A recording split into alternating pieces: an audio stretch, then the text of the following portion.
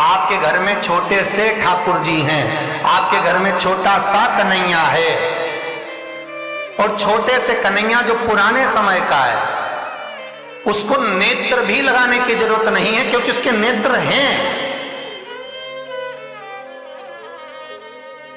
और मान लो तुमने इतना बड़ा कन्हैया ले लिया तो, अरे बोलो तो जम के जरा, और उसका कोई एक नेत्र कहीं गिर गया, एक नेत्र कहीं चले गया, तो फिर दूसरा नेत्र लगाना पड़ेगा कि नहीं लगाना पड़ेगा? और अगर एक नेत्र पर रखोगे तो अच्छा लगेंगे कि ठाकुर जी? नहीं। तो नेत्र होना, जितनी बड़ी मूर्ति होती है, जितना बड़ा स्वरूप होता है, जितना बड़ा शिवलिंग होता है, जितनी बड़ी मूर्ति की स्थापना होती है, उतनी उसमें सेवा की और भाव की जरूरत पड़ती है।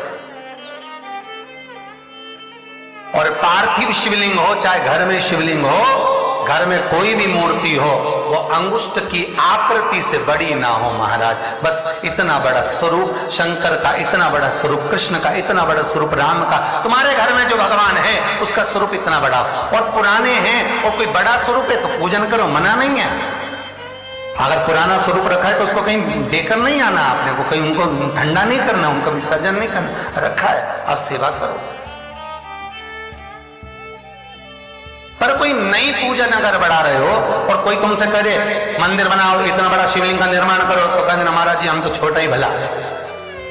बच्चा जितना छोटा होता है उसको खिला दो, पिला दो, झूले में पटक दो, फिर टाइम पे पहुंचो, झूले में से उठाया, फिर दूध पिलाया, फिर पटक दिया, एक छोटा सा झुनझुना पकड़ा दिया, खेलता रहा। और वही बच्चा जब बड़ा हो गया तो कहीं इधर भागे कहीं उधर भागे, बेचारी माँ आई थी शिव पुराण सुनने के लिए और बेटे ने कार्तिक पुराण सुना दिया, तो कोई सुन पा रहा? श्री शिवाय नमस्तो, श्री शिवाय नमस्तो। मान लो कोई व्यापार में अगर तकलीफ हो,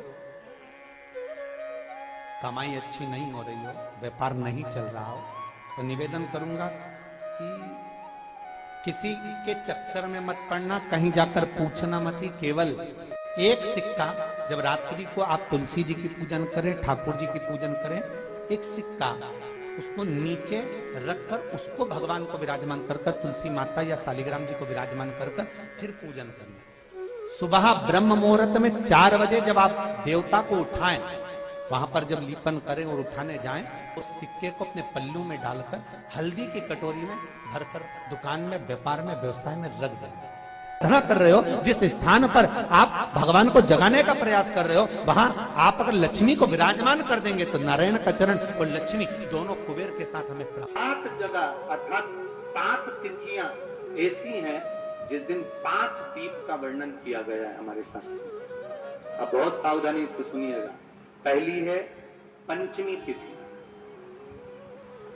पंचमी, अष्टमी, एकादशी, प्रदोष, शिवरात्रि, अमावस्या, पूर्णिमा, ये 7 तिथियां हमारे यहाँ सावन के अधिक मास का जो संजोग होता है, इसमें ये 7 तिथियां, फिर से बोलो, पंचमी, अष्टमी, एकादशी, प्रदोष, शिवरात्रि, अमावस्या, पूर्णिमा, ये वो तिथियां हैं 7, जिन तिथियों में अगर हम 5 दीप घृत के, घी के 5 दिए अगर अपने दरवाजे के बाहर केवल भगवान की भक्ति के लिए, शिव तत्व की प्राप्ति के लिए, वैसे तो दीप लगाना चाहिए, तुलसी के क्यारे के पास लगा दो, मंदिर में लगा दो, या शिवालय पर लगा दो, या देवालय पर लगा दो। और इस कीचड़ पानी में अगर कहीं ना जा पाओ, अगर पानी वानी बरस रहा है, जगह जगह बहुत पानी है, भले इधर क्षेत्र में इतना ना दिख रहा हो पर अन्य क्षेत्रों में बहुत पानी है, तो कोई ना जा पाए तो भगवान का स्मरण कर कर उन दीप को भगवान के सामने प्रज्वलित कर कर 5 दिए इन तिथियों में, पंचमी, अष्टमी, एकादशी, प्रदोष, शिवरात्रि, अमावस्या और पूर्णिमा, जो सावन के महीने में अधिक मास पड़ता है, उसमें ये 7 तिथियों पर जो 5 दीप भगवान के सामने प्रज्वलित कर कर अपने दरवाजे के पास में बाहर की ओर रख देता है, उसके घर में कभी रोग बीमारी और लक्ष्मी की कोई कमती नहीं होती, उसका जीवन सार्थक हो जाता। पर सावन के महीने में अधिक मास के संजोग पर ये होता। बाकी के समय पर अधिक मास कोई से भी अगर महीने में आ गया, आषाढ़ का आ गया या कोई महीने में कार्तिक का आ गया अधिक मास, या कोई अन्य महीने में आ गया, तो उसका प्रमाण नहीं है महाराज। सावन के महीने में अगर अधिक मास पड़ रहा है तो ये 5 तिथियां।